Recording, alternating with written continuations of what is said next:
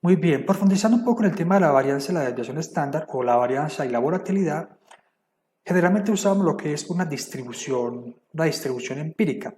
¿Qué nos permite esto?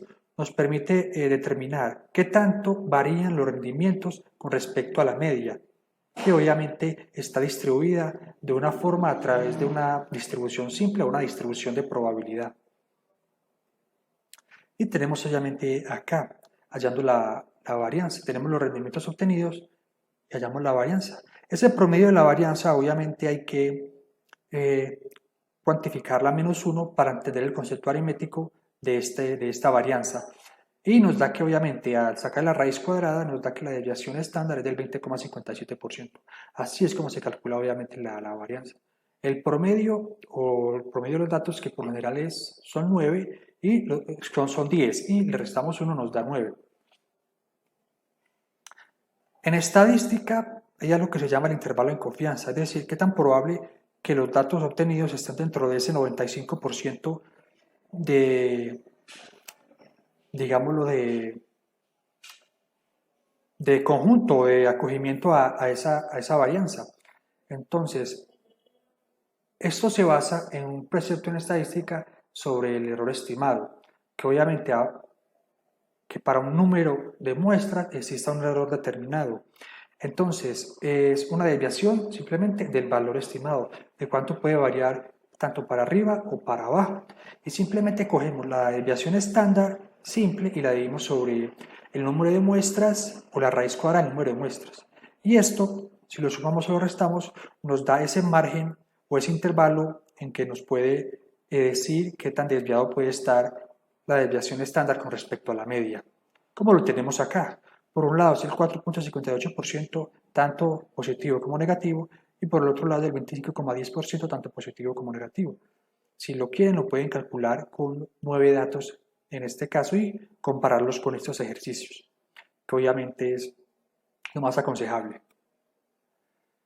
Muy bien, siguiendo profundizando sobre el riesgo y el rendimiento, digamos lo que por lo general en los últimos 100 años, si compara los rendimientos de las acciones aisladas y los rendimientos de las carteras, tanto de acciones, bonos, acciones pequeñas, acciones internacionales y títulos libres de riesgo, nos da que las carteras tienen mejor relación riesgo-rendimiento que las acciones aisladas de manera individual. Esto es un factor súper influyente a la hora de que se puedan determinar los riesgos para un inversionista.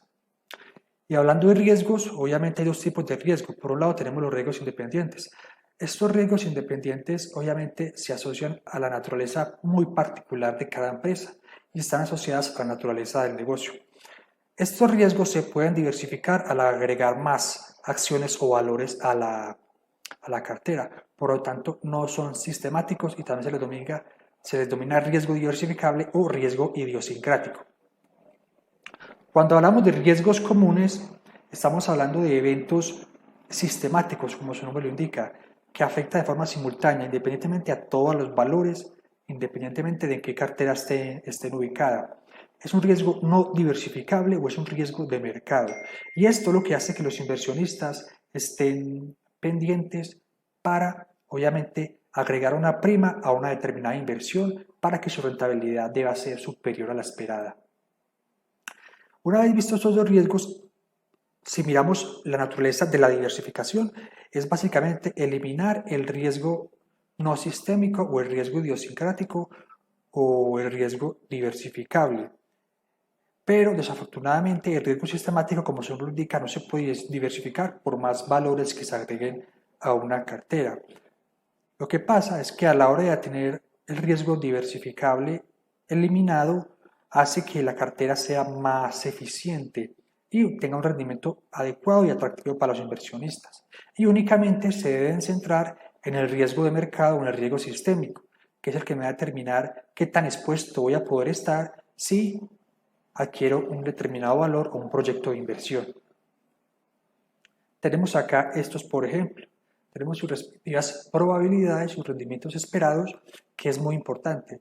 Por un lado, como vemos en el primer ejemplo, el riesgo es sistémico, por eso tiene una rentabilidad del 10%, mientras que el otro tiene una rentabilidad del 5% requerida. ¿Por qué? Porque la primera, obviamente, si tiene riesgo no diversificable, entonces es básicamente compensado o eliminado, mientras que el otro, al tener riesgos sistemáticos, requiere una inversión adicional, al ser asociado más que todo a la naturaleza económica. Entonces, podemos concluir entonces que la prima de riesgo exige que cuando tenemos valores con riesgo sistémico y que no sea diversificable, debemos estimar el rendimiento requerido en función para el inversionista y su perfil de riesgo. Obviamente, ya existiendo la diversificación del riesgo particular, simplemente cuando hayamos una inversión con beta o con un riesgo sistemático de cero, simplemente su rentabilidad debe ser la rentabilidad libre de riesgo.